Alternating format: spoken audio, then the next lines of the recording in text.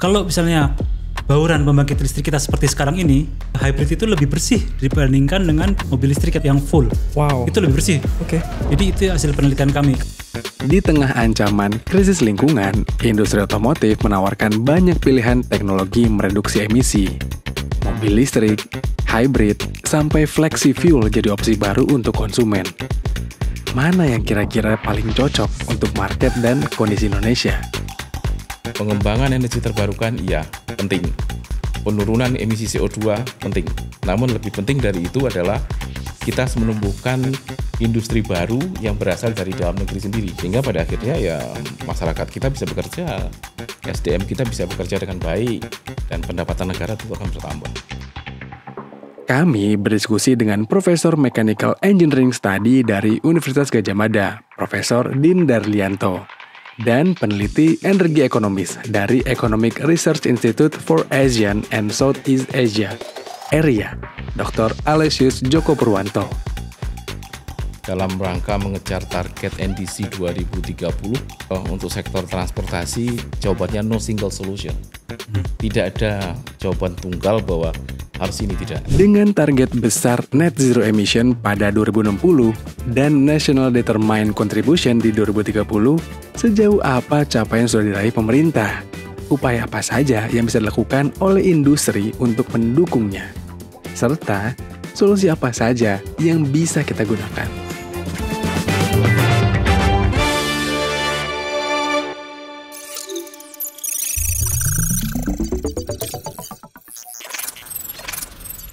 Welcome to the show, Dr. Joko dan Profesor Din. Sehat ya? Alhamdulillah sehat. Alhamdulillah.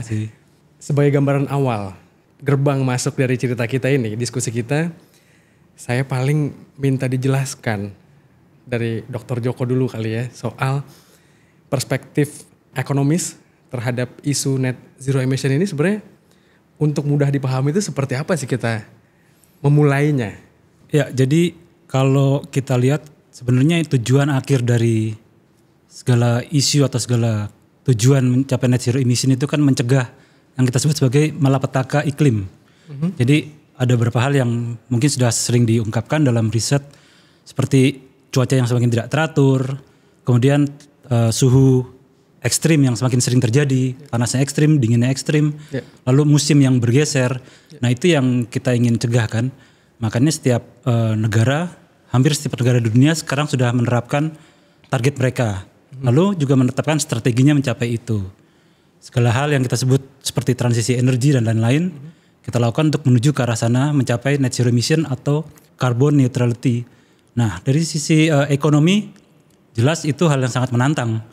Karena tidak mudah dan tidak murah gitu. Oke. Ya itu yang saya lihat sekarang. Ya mungkin nanti kalau kita lihat Indonesia sekarang mencoba melakukan transisi, tapi kita lihat bahwa misalnya ekonomi kita masih berbasis batu bara, pembangkitan batu bara, dan itu cukup besar. Rasanya agak sulit kita bertransisi dari batu bara ke arah EBT. Kemudian di kendaraan atau di sisi otomotif misalnya, industri otomotif kita sudah cukup terbangun ya dari tahun 70-an misalnya dengan mobil konvensional atau kita sebut sebagai internal combustion engine. Bagaimana kita bisa bertransisi ke arah mobil listrik secara industri, secara dampak ekonomi, dan juga tentunya dampaknya kepada pengurangan gas rumah kaca. Itu suatu tantangan besar. Ya, kata kuncinya tantangan dari segi ekonomi ya. Dan ya mahal itu tentu menjadi cost semua orang ya. Karena ketika mahal artinya kita semua harus siap dengan anggaran yang mahal itu. Tapi kalau dari sudut pandang penelitian secara yang lebih teknikal Prof, apakah isu ini membuat peta menjadi lebih bergeser ke arah penelitian yang berbasis rendah emisi, atau bagaimana sebenarnya perspektif dari sudut pandang para peneliti, Prof? Ya, kalau kita berbicara mengenai NZE, Net Zero Emission, tadi kan sudah disampaikan oleh Pak Joko, karena adanya pengaruh dari perubahan iklim saat ini. Dan itu dari sisi energi permasalahannya kan karena emisi yang dihasilkan adalah emisi CO2 yang dipercaya secara akademik dan secara saintifik itu memberikan pengaruh besar terhadap perubahan iklim tersebut. Sehingga dari sisi teknologi, pengembangan teknologi saat ini diarahkan terutama di otomotif ataupun di sisi pembangkit pengembangan energi baru dan terbarukan. Dan kalau kita lihat sendiri, salah satu yang menarik daripada energi terbarukan itu adalah low cost dependent. Artinya walaupun menantang, namun juga membangun ekonomi baru di daerah. Jadi misalnya begini, kalau dulu pada waktu oil boom itu, daerah-daerah yang diuntungkan hanya daerah-daerah yang memiliki sumber daya fosil yang banyak. Kalau di sebuah daerah ada ladang minyak, ada ladang gas, tentu daerah tersebut akan kelihatan lebih sejahtera. Namun kalau kita mengacu kepada pengembangan energi terbarukan, seperti contoh untuk sektor otomotif saja yang paling gampang, menuju era NZE kan ada beberapa skenario. Pertama ada biofuel, ada bioetanol sebagai pengganti, sebagai salah satu cara untuk mengurangi konsumsi bensin. Dan dengan pengembangan biofuel, bioetanol, kita bisa men-set di daerah tertentu pengembangan biofuelnya seperti apa. Sehingga sektor pertanian bisa didorong lebih kuat di sana. Sehingga yang selama ini sektor pertanian menjadi sektor kelas 2 dari sisi energi, sekarang bisa jadi utama. Yaitu kemudian juga jauh lagi ke depan ketika kita berbicara mobil listrik, ya tentu ada tantangan lain. Bagaimana menghasilkan teknologi baterai yang terbaik. Ini juga menjadi tantangan teknologi juga dan merupakan potensi baru bagi para akademisi. Kemudian masuk lagi yang ke depan lebih jauh lagi, bagaimana kita mengutilisasi hidrogen. Contohnya pemanfaatan green hydrogen dengan cara penggunaan elektrolisis air. Ini juga salah satu cara yang sebenarnya mendorong potensi ekonomi baru di daerah-daerah tertentu. Sehingga artinya ketika orang berbicara energi terbarukan itu sulit dari sisi teknologi, ya. Namun di balik kesulitan itu ada faktor ekonomi baru yang bisa dibangun di daerah-daerah, di hampir semua daerah. Menarik. Kata kuncinya sebenarnya malah ke pemerataan jadinya ya Prof. Pemerataan, energy justice, dan juga sustainability, keberlanjutan. Betul. Ya, pada akhirnya geraknya Indonesia atau dunia secara umum ke net zero emission itu memang bukan hanya sebagai mitigasi kita dari bencana iklim ini, tapi juga secara nggak langsung memeratakan banyak hal ya, Prof. Banyak hal, iya. Dokter, ya. Karena salah satu sifatnya low cost dependent tadi. Low cost dependent, betul. Nah, kalau kita bicara lagi secara target nih, kan Indonesia masang target kalau net zero emission itu di 2060. Sementara ada National Determinant Contribution (NDC) itu di dalam waktu dekat. Kalau Pak Joko melihatnya seberapa penting target ini dijalankan dan sampai saat ini dari kacamatanya sejauh apa Indonesia menjalankan target tersebut? Ya, kalau kita ngelihat target NDC lah yang lebih dekat NDC, ya, betul. Sangat mendesak. Ada satu hal yang perlu kita garis bawahi adalah bahwa kita sudah gagal nih untuk mencapai target tahun depan 2025. Harusnya target yang ditentukan kita dapat mencapai 23% bauran EBT di supply energi kita, terutama di sektor pembangkitan. Tapi yang terjadi adalah sampai saat ini kita masih sekitar 18%, dan itu 18% itu dari penelitian saya sendiri itu nggak banyak bergerak dari sejak tahun 2017, 2016. Jadi itu dari sektor pembangkitan. Artinya apa? Bahwa ini yang saya sebut tantangan. Kita melihat ini sebagai suatu hal yang sangat agak sulit ya. Jadi kita harus sebenarnya merubah tadi mungkin dari Profesor menyebutkan adanya bahwa ini adalah peluang juga gitu loh. Dan itu yang kurang kita lihat gitu loh. Karena mungkin kembali lagi ke hal yang saya sebutkan tadi bahwa ekonomi kita masih sangat tergantung pada pembangkitan batu bara.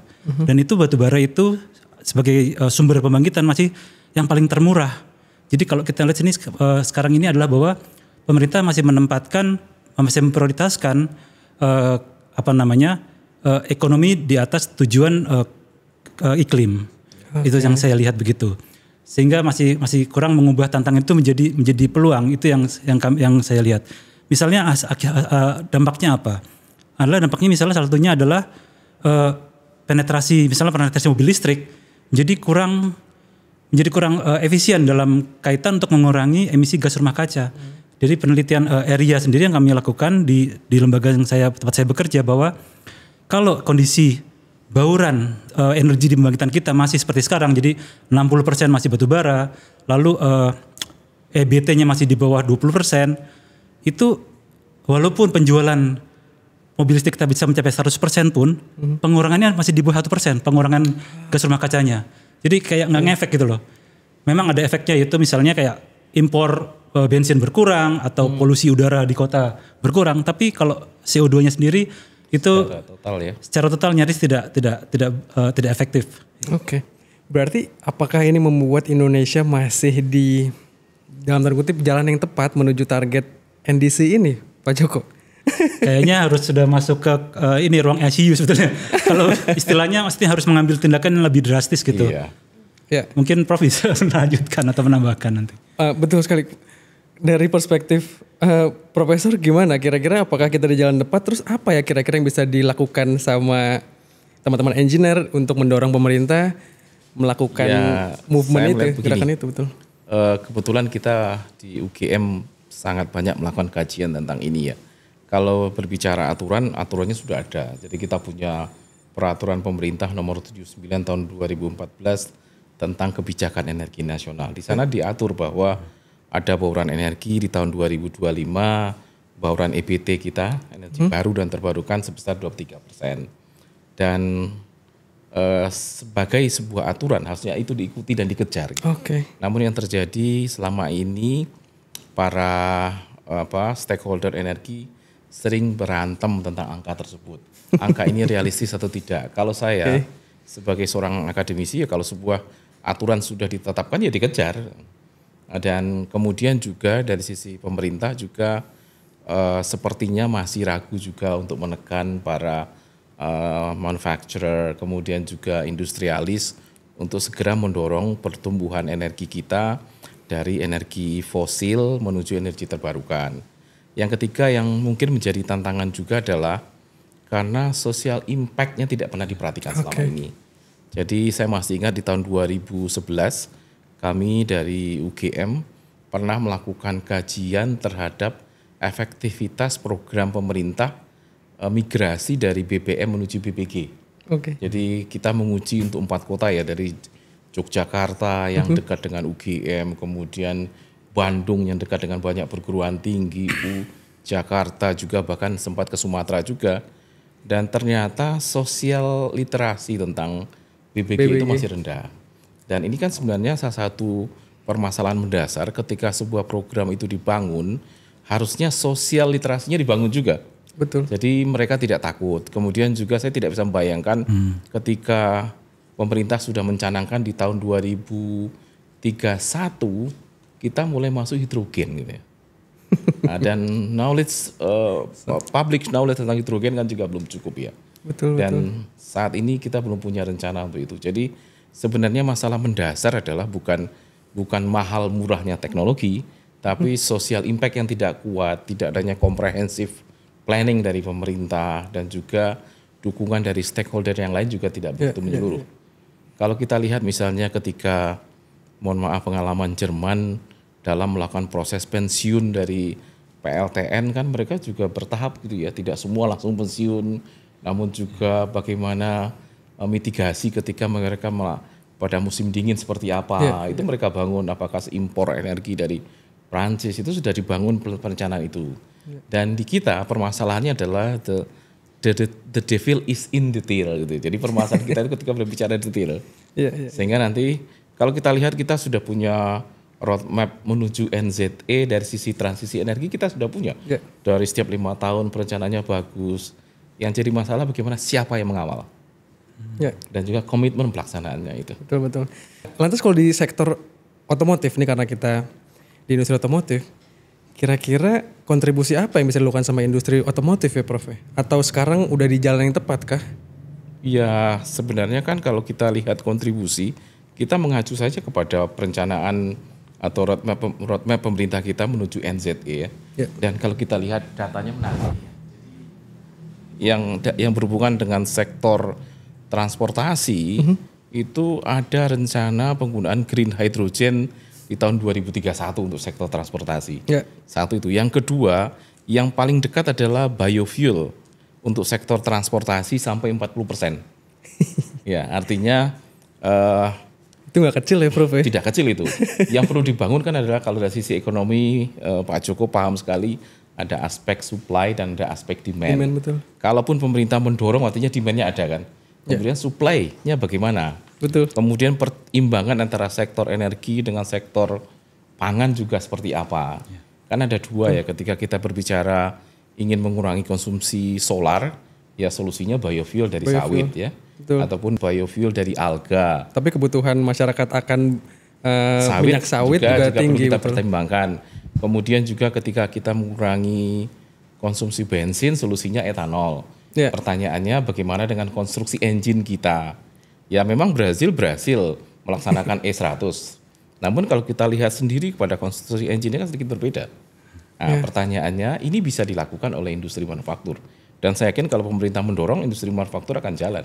Betul. Kenapa? Kalau aturan yang ditegakkan dengan baik, ya marketnya muncul, pasti ya si industri akan mengejar Mengikuti ke sana. ya, betul. Pak Joko, beberapa kali saya baca risetnya soal hidrogen untuk fuel dan biofuel gitu ya, belakangan juga dirilis. Gimana melihat kondisi ini? Apakah industri otomotif kita di roadmap yang benar gitu untuk menuju capaian pemerintah soal hidrogen dan biofuel penggunaannya? Oh ya, kalau untuk sektor transportasi saya pikir hidrogen akan masuk, tapi nggak secepat 2031 sih. Iya. Maksudnya hidrogen itu ada satu hal yang sangat sulit dipertahankan atau sangat sulit diadakan adalah rantai pasoknya, supply chain-nya. Oke. Jadi jangankan kita bicara soal hidrogen hijau, hidrogen yang tidak hijau, hidrogen yang abu-abu aja ini sulit loh.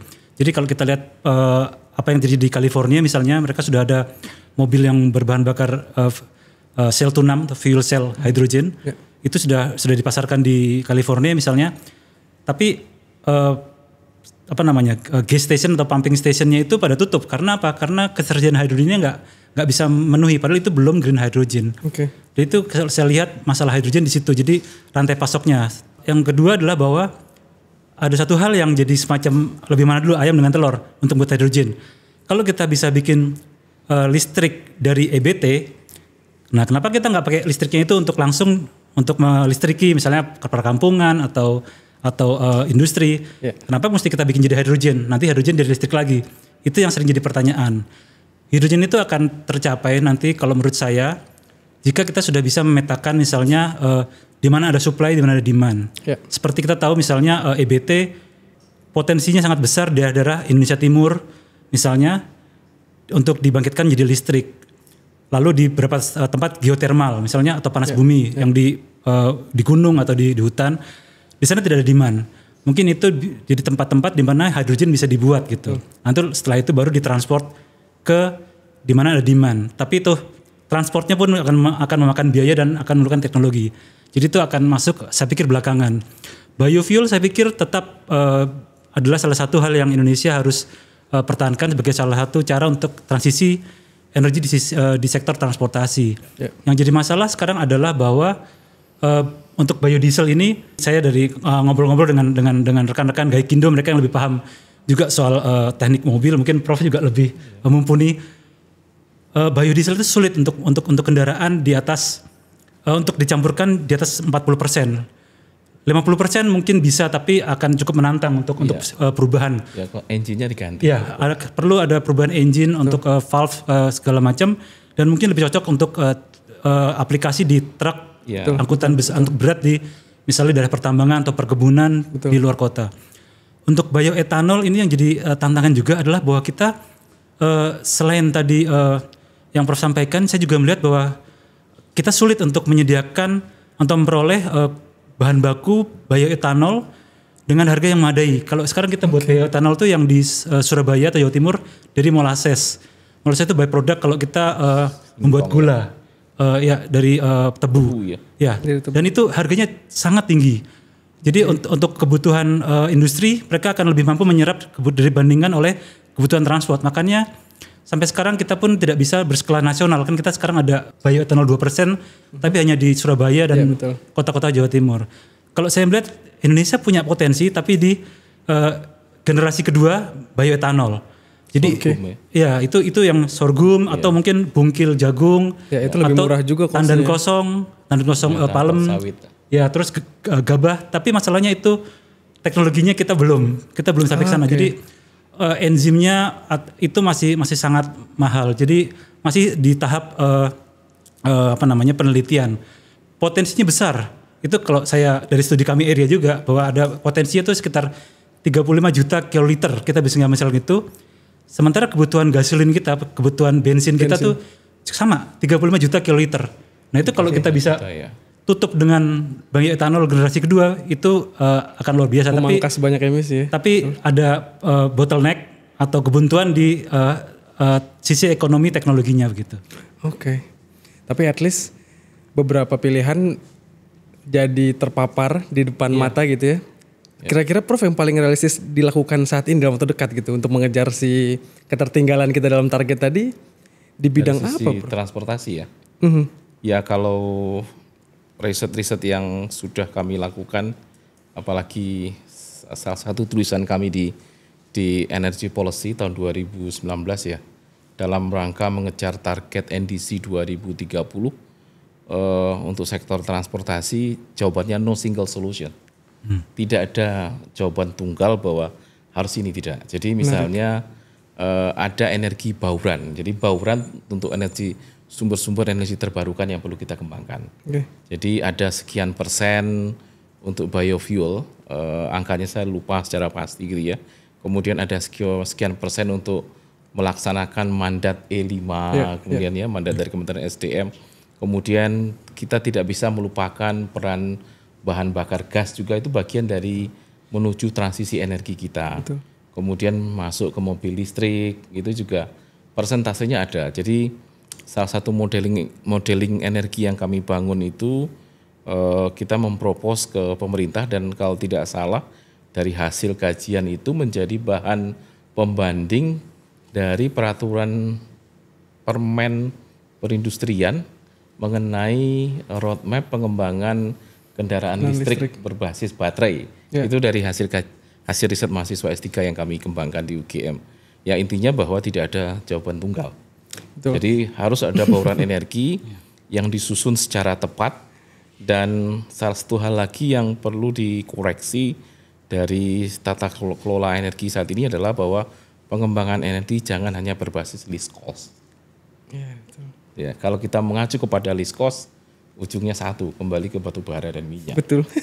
Tapi harus ada semua parameter, misalnya seberapa besar pengurangan CO2, seberapa besar nilai ekonomi yang dibangun. Sebagai contoh, tadi target NDC tahun 2030 pengurangan karbon dioksida sebesar 29% ya, dengan kekuatan sendiri, dan 41% dengan bantuan internasional. Di UGM kita pernah memodelkan itu. Dan menarik sekali, dengan menggunakan 3 variabel, satu pengembangan teknologi, yang kedua tingkat kebersihan lingkungan, dan yang ketiga adalah parameter satu lagi adalah dorongan industri baru. Ternyata kalau kita pemerintah melaksanakan skenario itu, akan terjadi pertumbuhan ekonomi yang positif. Jadi GDP-nya positif. Betul. Jadi malah tidak mendorong pengurangan GDP, malah membuat GDP positif. Dan inilah menjadi sebenarnya key point bagi kita semua untuk mendorong EBT di semua sektor. Betul. Anyway, tadi saya agak bergetar, heart rate tinggi gara-gara profesor bilang no single solution. Padahal sekarang kenyataannya banyak industri otomotif yang merasa solusinya adalah ini, adalah ini. Tapi sebenarnya ya untuk menekan itu semua, kita perlu punya buka perspektif yang selebar-lebarnya ya. Betul. Mari kita agak tone down dikit dari segi ekonomi. Sebenarnya kalau ini terlaksana dengan baik, multiplier effect-nya apa Pak Joko? Kepada industri otomotif atau kepada masyarakat umum pada umumnya gitu. Kalau multiplier effect, sekali lagi kalau kita berhasil menangkap peluang ini yang diperlukan. Jadi kita perlu kebijakan yang bisa mengarahkan bagaimana kita bisa menangkap peluang. Jadi kalau dari sisi otomotif dulu ya, ini kendaraan listrik itu industrinya akan memerlukan lebih sedikit tenaga kerja dibandingkan sektor otomotif ICE. Jadi yang konvensional itu yang sekarang ini internal combustion engine ini lebih padat karya dibandingkan dengan electric vehicle. Electric vehicle itu istilahnya satu mobil itu isinya baterai semua. Jadi mungkin cara industri lebih vertikal dan lebih simpel sebetulnya. Jadi akan ada banyak istilahnya surplus human resource kita yang akan kita miliki di masa mendatang. Dan itu saya pikir pemerintah harus menyiapkan strategi bagaimana bisa menangkap kelebihan tenaga kerja itu untuk istilahnya dialirkan ke sektor lain yang produktif. Ya tentu ini yang harus diidentifikasikan oleh pemerintah. Maksudnya adalah pertanian atau sektor industri lainnya begitu, jasa dan lain-lain. Dan itu yang harus dipetakan dan itu juga harus didukung oleh lagi-lagi pendidikan. Maksudnya pendidikan kita harus mengarah ke sana gitu. Jadi tidak bisa kita lepaskan ke mekanisme pasar saja. Kalau mekanisme pasar saja, percaya saya akan ada banyak pengangguran. Iya, saya setuju itu Pak Joko. Jadi begini, ketika berbicara pengurangan emisi CO2, kita mendorong pertumbuhan energi terbarukan, iya. Tapi jangan sampai ketika kita mendorong pertumbuhan energi terbarukan, impor malah menjadi-jadi. Betul. Diharapkan ketika kita mendorong pertumbuhan energi terbarukan, tidak lupa kita harus membangun industri dalam negeri yang kuat. Karena kalau industri dalam negeri yang kuat mendorong tadi surplus SDM itu bisa bekerja. Dan sehingga harapan kita untuk mengoptimalkan bonus demografi bisa berjalan dengan baik. Dan sejarah membuktikan bahwa bonus demografi itu tidak pernah 2 kali, hanya sekali. Kalau kita gagal melaksanakan itu ya menjadi negara gagal gitu. Tapi kalau kita berhasil memanfaatkan bonus demografi, ya Indonesia akan menjadi negara maju. Jadi kalau kami di kampus selalu menyatakan bahwa pengembangan energi terbarukan iya penting. Penurunan emisi CO2 penting. Namun lebih penting dari itu adalah kita harus menumbuhkan industri baru yang berasal dari dalam negeri sendiri. Betul. Sehingga pada akhirnya ya masyarakat kita bisa bekerja, SDM kita bisa bekerja dengan baik dan pendapatan negara tentu akan bertambah. Sebenarnya dengan roadmap yang ada, tadi juga Prof sempat menyinggung kalau ini terjadi dengan proper gitu, kita akan buat pemerataan di sektor yang tadinya pertanian menjadi naik kelas gitu, di mana berarti resource yang ada dari tadinya katakanlah pembuat klep mobil gitu, dia sebenarnya bisa beralih ke banyak industri yang potensial untuk mendukung juga otomotifnya gitu sebenarnya ya. Betul. Ya contoh misalnya ketika kita berbicara biodiesel ya, dimulai dari resources, kemudian juga cleaning, kemudian pricing, kemudian juga sampai kepada menghasilkan sumber daya energinya, kemudian adalah standardization, testing segala macam. Ya kalau kita bisa membuat pohon industrinya banyak sekali yang bisa dibangun. Betul. Dan industri energi selalu dalam tanda kutip seksi ya untuk di sektor seksi karena perputaran kebutuhannya tinggi. Betul. Sehingga yang tadinya mungkin resource mereka kasar dalam tanda kutip bermain metal malah masuk ke sektor yang lebih menguntungkan bagi mereka ya. Sehingga green job juga bisa dibangun, green economy juga bisa dibangun. Kalau boleh saya tambahkan, jadi istilahnya kita bisa mendomestikkan rantai pasok dari segala hal yang terkait energi bersih tadi. Betul. Rantai pasok untuk mobil listrik, ya kita beruntung punya nikel yang banyak. Kita akan menyiapkan industri baterai. Tapi jangan lupa juga kita perlu untuk kendaraan listrik itu kita perlu nantinya semikonduktor, kita perlu sensor, istilahnya teknologi yang sangat maju kita masih sangat kurang. Ini sudah diambil duluan sama Malaysia dan Vietnam, Singapura. Hati-hati.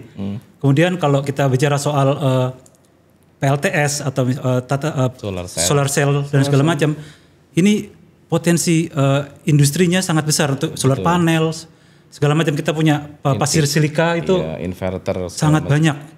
Tapi kita nggak terbangun ini industri ini. Lagi-lagi diambil Malaysia. Yang ditakutin ujungnya nanti impor. Betul. Itu menakutkan sekali itu. Ya kita berbicara energi bersih tapi jangan sampai industri dalam negeri tidak terbangun gitu. Betul. Melihat potensi Indonesia dengan kekayaan alam yang sangat besar, apa kita punya potensi menjadi pemain utama di dunia kalau kita ngomongin soal biofuel, Prof? Ya kalau aturannya dilaksanakan dengan baik, adanya komitmen besar dari pemerintah juga dilaksanakan dengan baik, dan juga adanya leadership yang merangkul para stakeholder energi, dimulai dari manufaktur, kemudian industri turunannya, kemudian juga industri pendukung energinya dirangkul dan ditata dengan baik, harusnya kita jadi pemain utama. Apalagi market kita kan besar ya. Betul.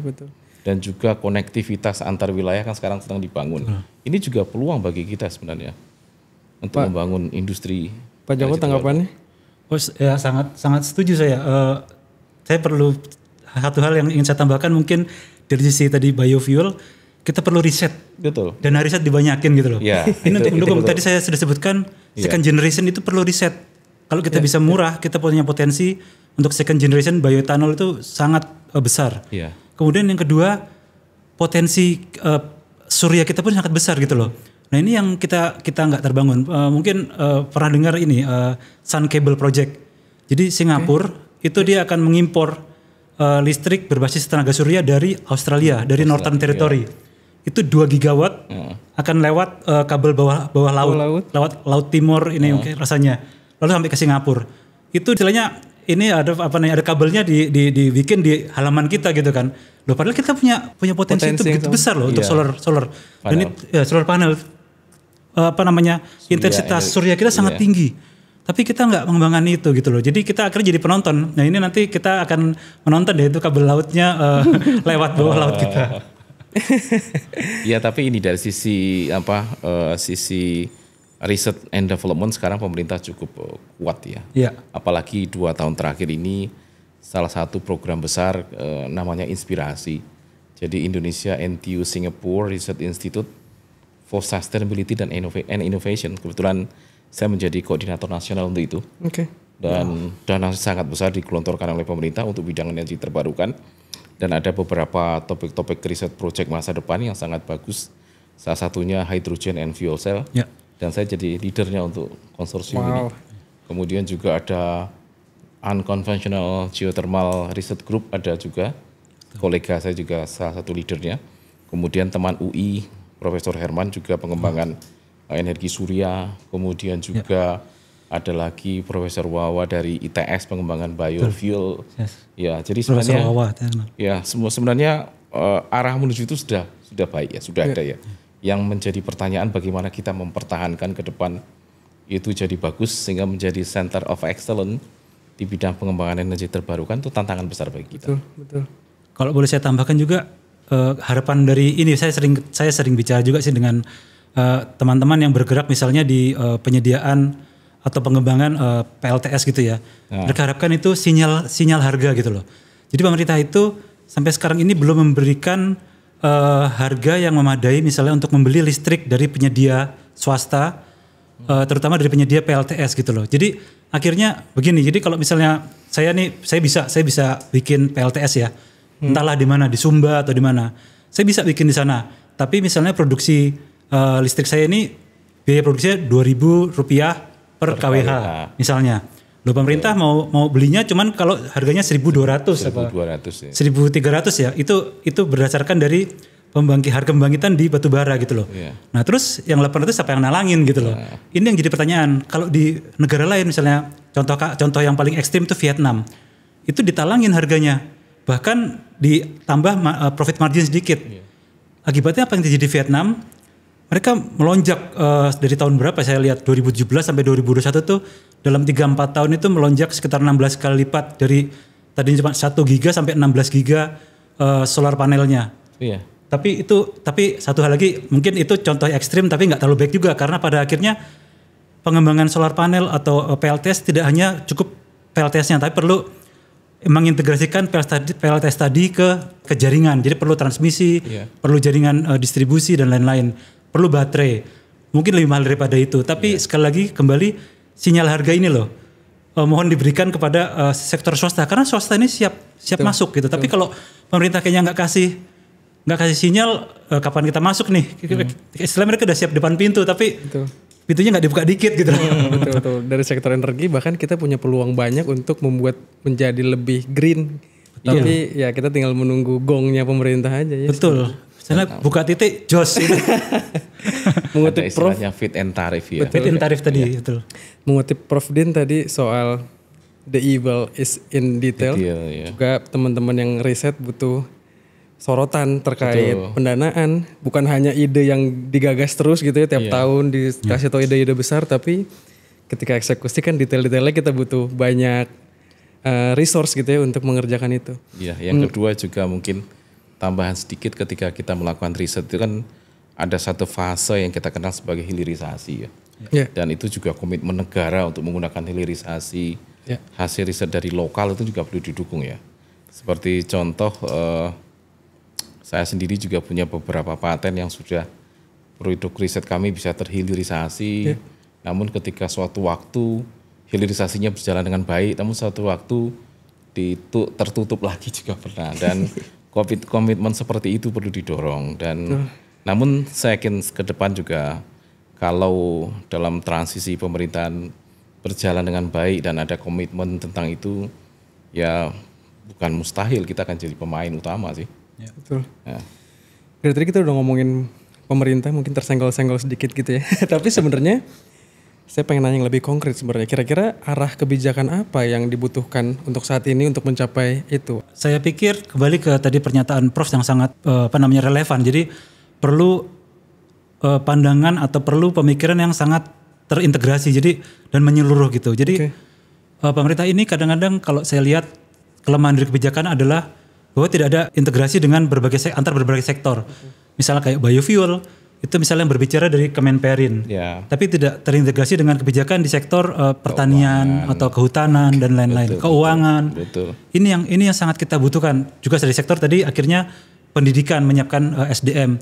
Saya pikir kalau cara membuat kebijakan atau strategi itu sudah melihat berbagai aspek ini, di sana kita bisa berangkat menciptakan strategi yang menyeluruh dan dampaknya kepada seluruh sektor akan maju bersama gitu loh. Jadi tidak satu sektor maju tapi ternyata ada dampaknya di sektor lain. Ini yang saya lihat kurang koordinasi antar instansi, antar aspek.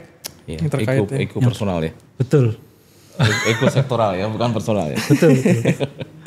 Gimana Prof? Ya kalau saya melihat begini, ini sebuah kasus sederhana ya, bahwa kita punya roadmap energi transisi menuju NZE. Ada rencana setiap 5 tahun ada. Pertanyaannya rencana itu tidak pernah dinyatakan dalam bentuk peraturan. Ya, kita cek aja itu belum ada itu. Jadi yang kita punya secara aturan itu hanya kebijakan energi nasional. Turunannya ada rencana umum energi nasional, ada RUEN. Iya, RUEN. Kemudian masing-masing daerah punya ada RUET ya itu punya. Namun ketika menuju 2060 kita punya perencanaan ada, roadmap-nya ada, tapi dokumen yang menaungi itu apa? Itu juga tidak ada. Yang menarik lagi di sektor yang kami sekarang gencar-gencarnya riset hidrogen gitu ya. Pemerintah punya tadi di roadmap-nya punya ada perencanaan hidrogen hijau di tahun 2031. Namun kalau kita mengacu kepada Undang-Undang Energi nomor 30 tahun 2007, Peraturan Pemerintah nomor 79 tahun 2014, terminologi hidrogen tidak ada. Nah, lalu yang dikembangkan apa gitu ya?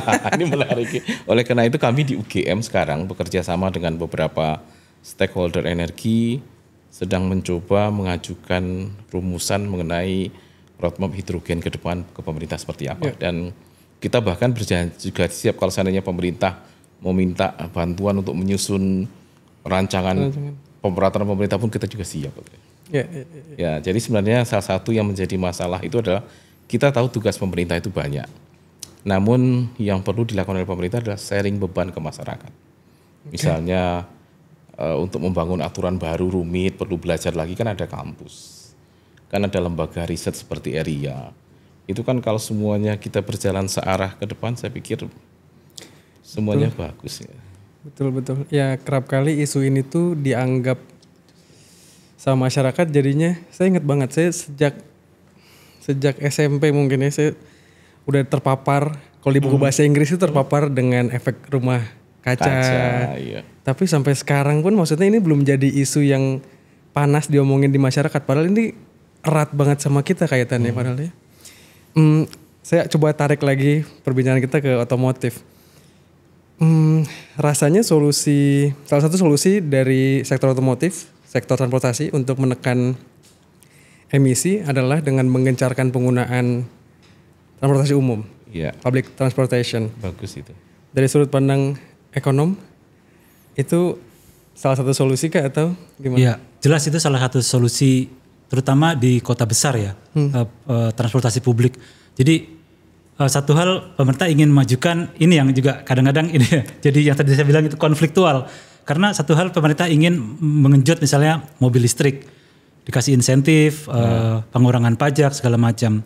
Tapi harus melihat juga bahwa di tingkat perkotaan, di level perkotaan kayak di Jakarta ini. Jadi kebetulan saya juga ikut bantu-bantu di Dewan Transportasi Kota Jakarta, di TKJ. Satu hal yang kita lihat ini sulit gitu loh, bisa mengakomodir kebijakan ini. Tapi di satu sisi lain kita ingin lebih mempopulerkan kebijakan penggunaan public transport ini. Nah ini yang akhirnya harus seringkali kita bicarakan kembali dengan tingkat pusat gitu loh. Nah satu hal aja bahwa ada juga kebijakan lain yang cukup mengganggu, istilah distorsif terhadap kebijakan penggunaan angkutan umum ini. Apa itu? Angkutan online. Oke. Mohon maaf ini teman-teman, jangan dibilang saya, mohon maaf saya jangan dibilang saya anti angkutan online. Enggak, saya juga pengguna.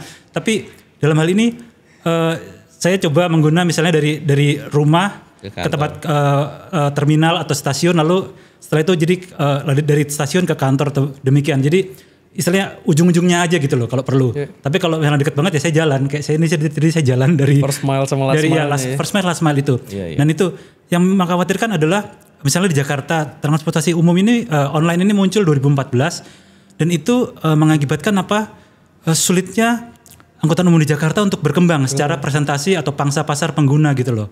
Nah itu tantangan besar sejak tahun 2014 dan itu saya lihat juga terjadi di kota-kota besar yang lain. Jadi harusnya ada suatu kebijakan bahwa kita bisa mengakomodir juga angkutan online. Mereka kita perlukan jelas, di mana kita masih kekurangan moda transportasi, tapi lebih ditujukan untuk first mile, last mile tadi. Tapi caranya akan kita bisa bicarakan. Ada berbagai insentif per jarak atau berbagai hal yang sudah pernah juga saya utarakan. Nah yang kedua, selain dari public transport, mungkin yang sering kita lupakan adalah angkutan barang, logistik, angkutan komoditas.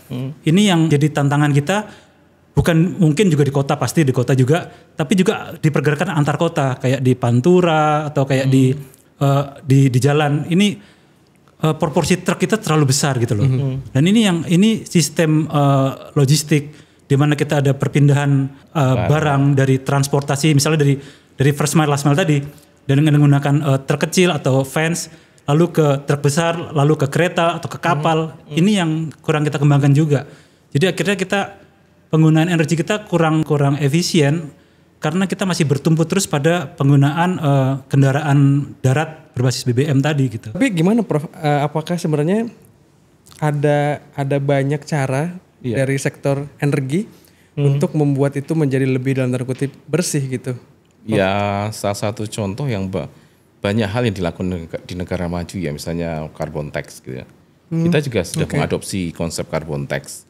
Namun harga carbon tax kita terlalu murah, misalnya 1 ton itu kalau tidak salah hanya sekitar $2 ya. Sedangkan di negara maju bisa $60. Ya betul. 30.000. Kita 30.000 ya, $2 kan ya. Kalau di negara maju bisa $60. Sehingga karena harganya mahal mendorong orang untuk masuk ke bidang itu gitu loh, dan sehingga mendorong pertumbuhan energi terbarukan. Betul. Nah, kita malah sebaliknya, harganya terlalu murah. Ya kalau kita berpikir ekonomi yang tanpa memikirkan lingkungan ya Pak Joko ya mending saya pakai aja energi fosil toh. Habis itu saya didenda harganya murah ya kan begitu ya. Kalau kita mikir semata-mata hanya faktor ekonomi ya. Bayar aja carbon tax. Bayar aja carbon tax ya. Tapi kan karena harga yang terlalu murah dan juga dalam penyusunannya juga mungkin banyak kan konflik kepentingan selama ini sehingga akhirnya ada seperti itu. Yang kedua juga di negara maju ada namanya Renewable Energy Portfolio Standard. Jadi misalnya ketika seseorang ingin membangun power plant atau pembangkit, sudah ada perencanaan sekian persen dari EBT. Nah, jadi kalau Anda ingin membangun sekian megawatt, fine, tapi sekian persennya adalah EBT. Itu namanya Renewable Energy Portfolio Standard. Dan itu berlaku di US. Kemudian juga harusnya juga didorong lagi pertumbuhan UMKM yang menjadi supporting kepada pengembangan energi terbarukan tadi. Ya kalau seandainya UMKM-nya tidak dibangun kan akhirnya rantai pasoknya akan terganggu ya. Industri pendukungnya juga terganggu.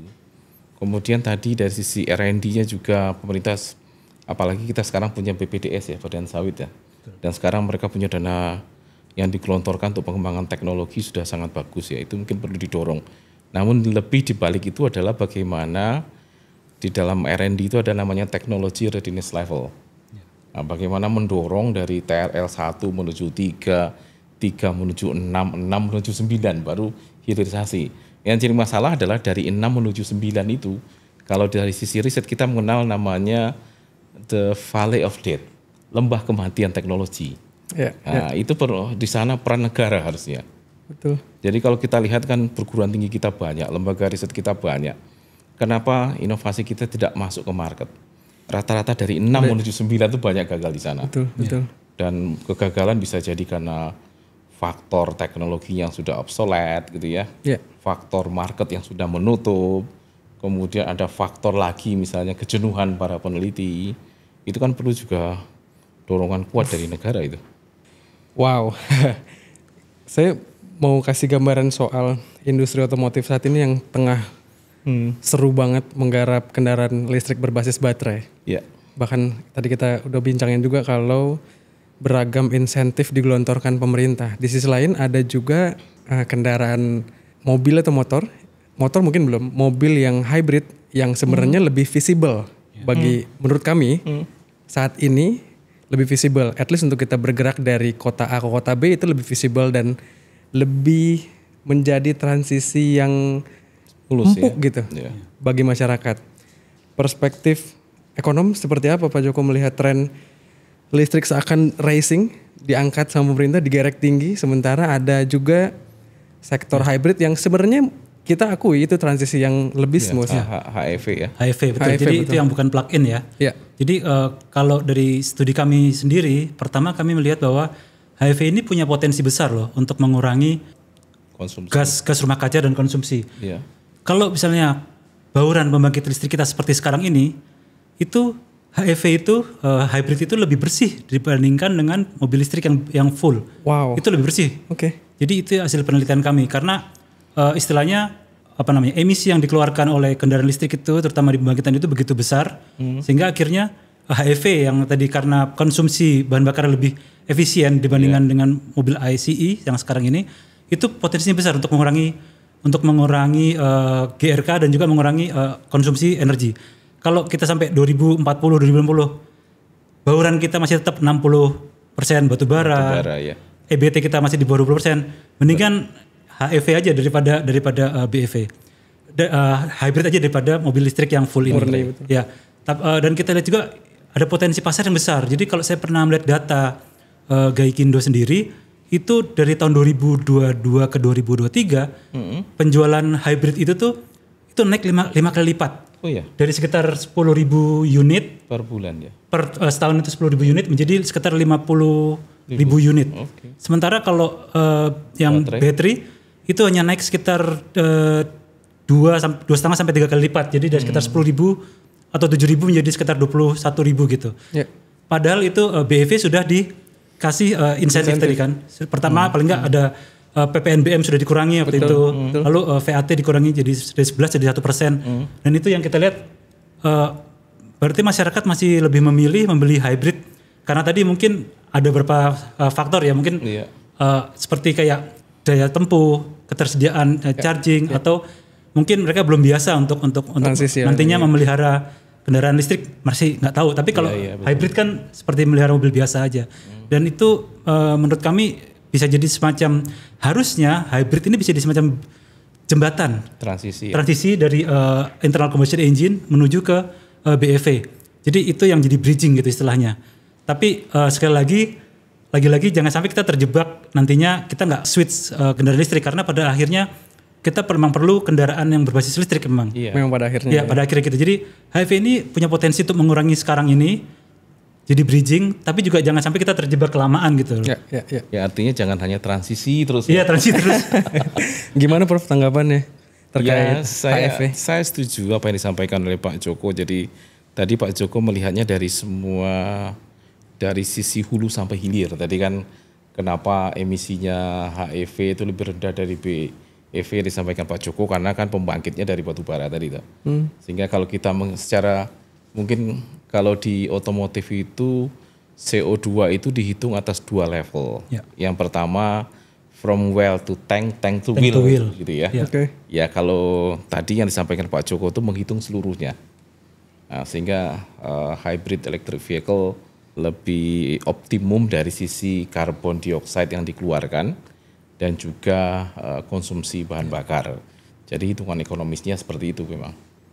Ya, tapi saran saya jangan sampai kita tidak punya target kapan berhentinya, kapan kita switch-nya itu. Karena jangan sampai hanya transisi terus saja. Ya, akhirnya tidak pernah berubah dan perlu pengawalan yang ketat dari semua lembaga negara untuk itu, evaluasi pajak karbon yang jelas gitu ya. Kemudian juga sektor bisnis lain yang mendukung seperti CCUS itu juga perlu dikembangkan. Ya, intinya ketika kita berbicara sektor transportasi, otomotif, tidak bisa melupakan aspek sektor energi, kemudian financial effect dari carbon tax, kemudian juga industri baru yang dibangun, bisnis baru seperti CCUS, itu nggak boleh dilupakan. Saat ini sih di pasar, beruntungnya kita udah banyak alternatif untuk energi ya. Mulai dari biofuel sampai ada HEV, ada KLBB.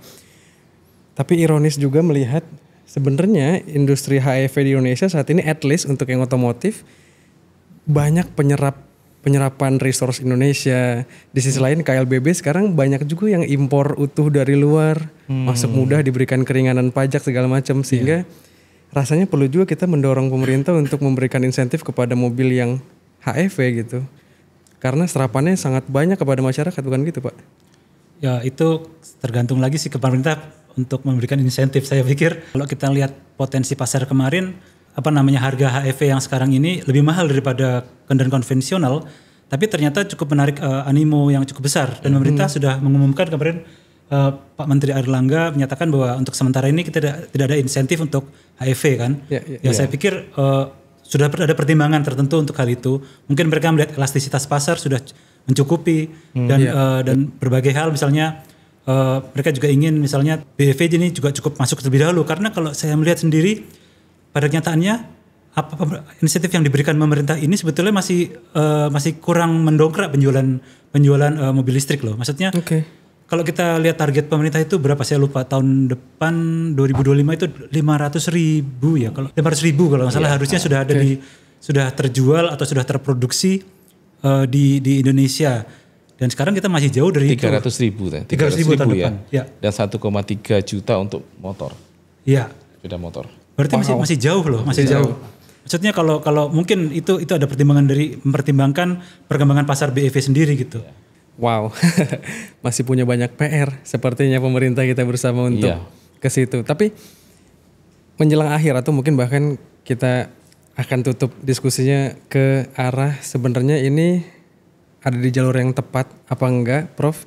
Dan kira-kira gestur seperti apa yang harus segera pemerintah lakukan untuk mempercepat kondisi target net zero emission ini? Ya kalau saya sederhana bahwa dalam rangka menuju net zero emission ya pertama pemerintah melihat lagi roadmap-nya. Kemudian roadmap versus realita. Kita lemah dalam soal evaluasi. Kemudian kalau kita lihat lagi seberapa lagging yang terjadi di sana. Kalau seandainya lagging yang terlalu jauh ya kembalikan lagi ke targetnya. Kemudian juga mitigasi planning perlu dibangun terhadap kalau kita lihat misalnya masalah kompor listrik saja, kemudian juga penurunan target CO2 itu kan kita punya semuanya. Namun dalam realitanya seberapa efektif itu kan tidak pernah dievaluasi.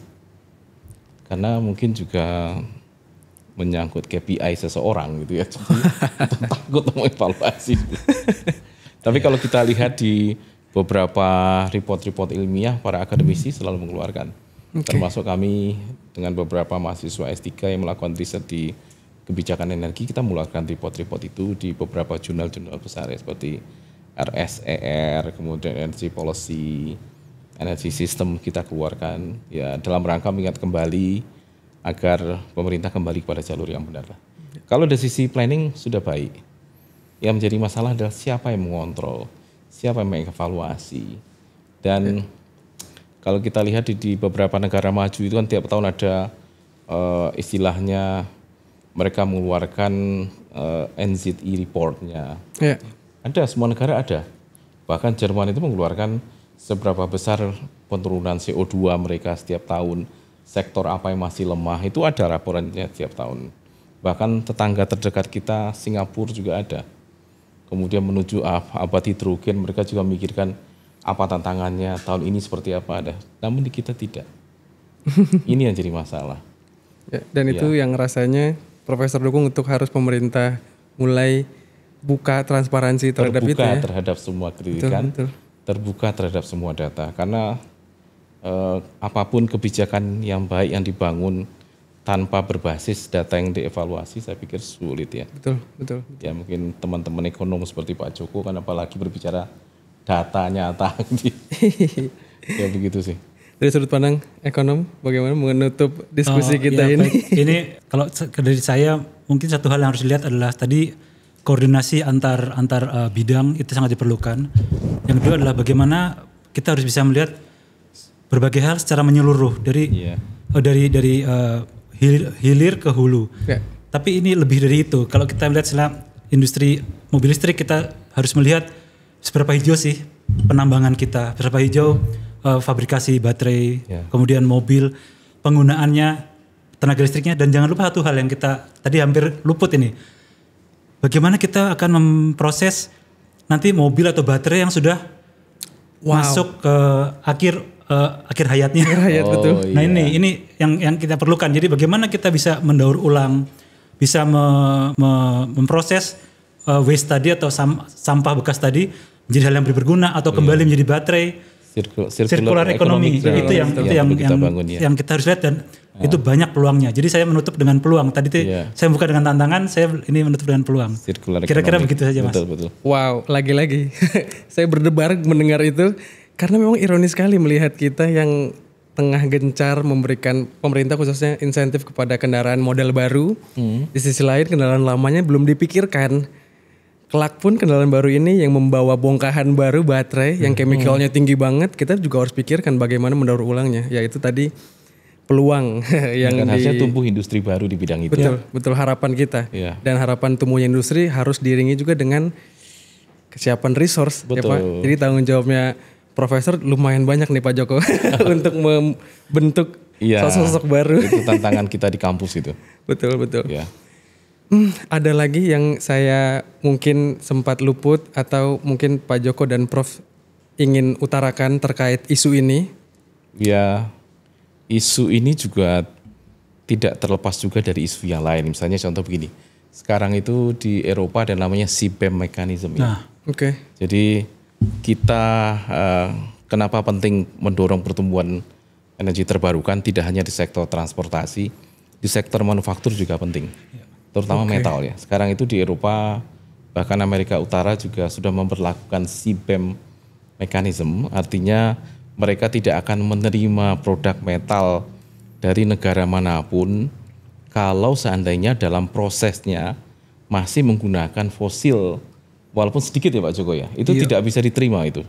Oleh karena itu skenario NZE ini penting sekali bagi kita.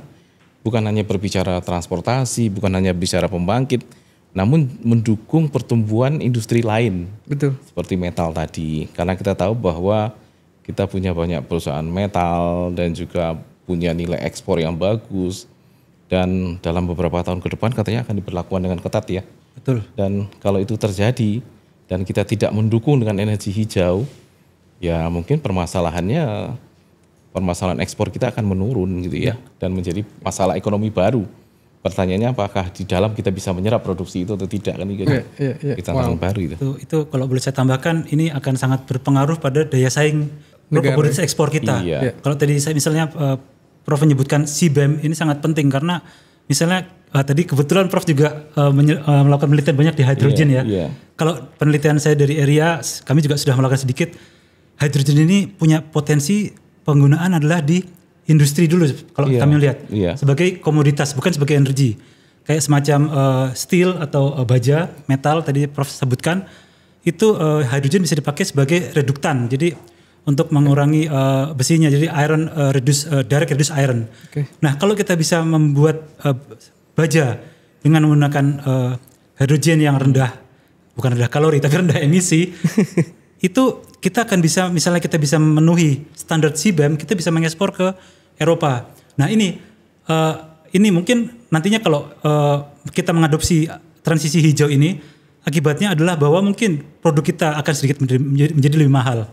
Tapi di sisi lain kita harus melihat bahwa daya saing komoditas kita akan lebih kuat. Kita punya pangsa pasar yang lebih terbuka. Iya. Misalnya Eropa. Jadi kalau tadi hidrogen kembali, itu produk amonia, pupuk kita. Kalau kita bisa membuat dengan green amonia ya. Green hydrogen atau low carbon hydrogen, Iya. kita bisa ekspor ke Jepang, kita bisa ekspor ke Eropa dan diterima oleh mereka karena kita buat itu.